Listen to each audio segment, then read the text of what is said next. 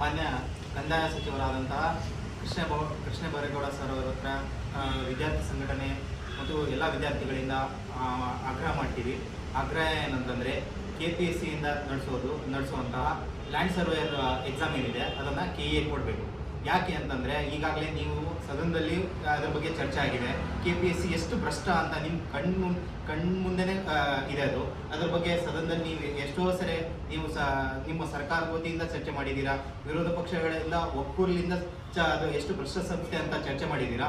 ಆದರೂ ನಿಮ್ಮ ಕಣ್ಮುಂದೆನೇ ನೀವು ನಿಮ್ಮ ಅಧಿಕಾರದಲ್ಲಿರುವಂಥ ಪೋಸ್ಟನ್ನು ನೀವು KPSC ಕೊಡ್ತಿದ್ದೀರಾ. ಇದು ಯಾವ ನೀತಿನ ನೀವು ಫಾಲೋ ಮಾಡ್ತಿದ್ದೀರಾ ಅಂತ ನಿಮ್ಮ ನೇರ ಪ್ರಶ್ನೆ. ಹಾಗೆ ನೀವು ಒಂದು ವೇಳೆ ನೀವೇನಾದರೂ KPSC ಇಂದ KAಗೆ ಲ್ಯಾಂಡ್ ಸರ್ವೇರ್ ಎಕ್ಸಾಮ್ ಕೊಟ್ಟಿಲ್ಲ ಅಂತಾದರೆ ನಿಮ್ಮ ರಾಜೀನಾಮೆ ಕೊಡೋವರೆಗೂ ಈ ಸಂಘಟನೆ ವತಿಯಿಂದ ವಿದ್ಯಾರ್ಥಿಗಳು ನಾವಾಗಿ ನಿಮ್ಮ ಆ ಹೋರಾಟದ ಮುಖಾಂತರ ನಿಮ್ಮ ರಾಜೀನಾಮೆ ಕೊಡುವವರೆಗೂ ನಾವು ಹೋರಾಟ ಬಿಡಲ್ಲ.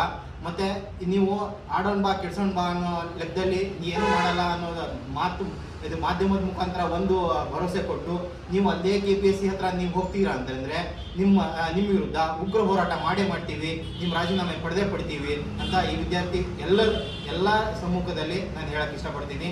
ದಯವಿಟ್ಟು KPSC ಇಂದ KAಗೆ ಈ ಎಕ್ಸಾಮನ್ನು ಟ್ರಾನ್ಸ್ಫರ್ ಮಾಡಿ ಅಂತ ಆಗ್ರಹಿಸ್ತೇನೆ.